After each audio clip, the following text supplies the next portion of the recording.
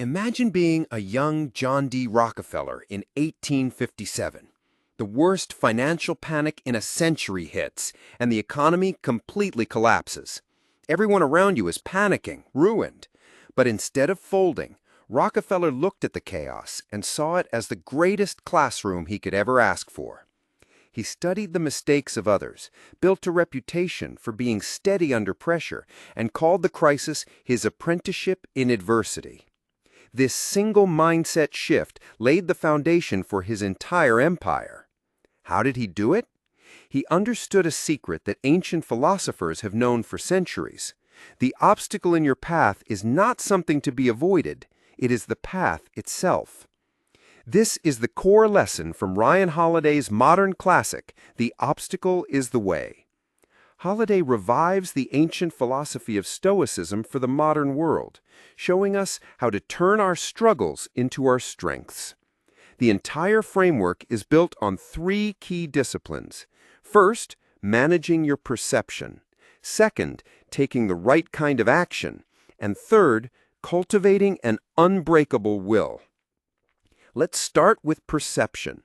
Holiday argues that we don't react to events, we react to our judgments about them. The first step in overcoming an obstacle is to see it for what it truly is, without the baggage of fear, frustration, or panic. This isn't about positive thinking, it's about objective thinking.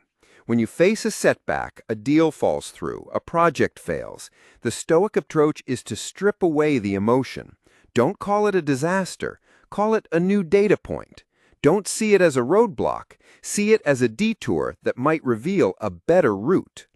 You have the power to choose the story you tell yourself about what's happening. Next comes action. Once you've adjusted your perception, you have to act. But not just any action. It has to be deliberate, creative, and persistent. When you feel overwhelmed by a massive problem, don't try to solve it all at once. The key is to break it down. What's the very next step you can take? Do that. Holiday emphasizes that we should focus on the process, not the prize. When you're stuck, just get moving. Action is the antidote to anxiety.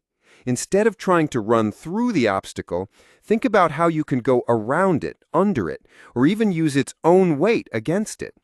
Action turns the theoretical into the tangible. Finally, there's the discipline of will.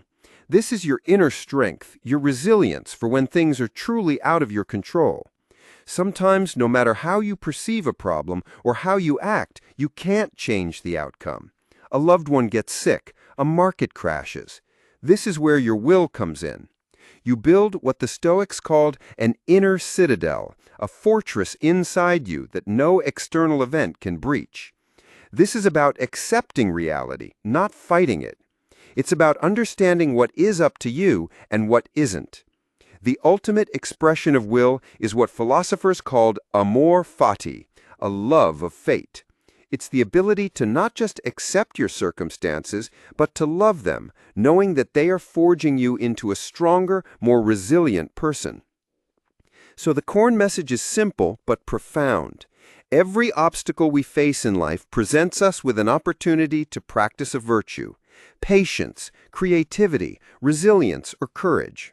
The key takeaway, borrowed directly from the Roman Emperor Marcus Aurelius, is this: the impediment to action advances action. What stands in the way becomes the way. The very things you think are holding you back are actually the fuel for your greatest growth. If this idea resonates with you, you might also want to explore the source material in Meditations by Marcus Aurelius, or see these principles in action in Viktor Frankl's Man's Search for Meaning. Find more great summaries and reading guides at booksplat.com.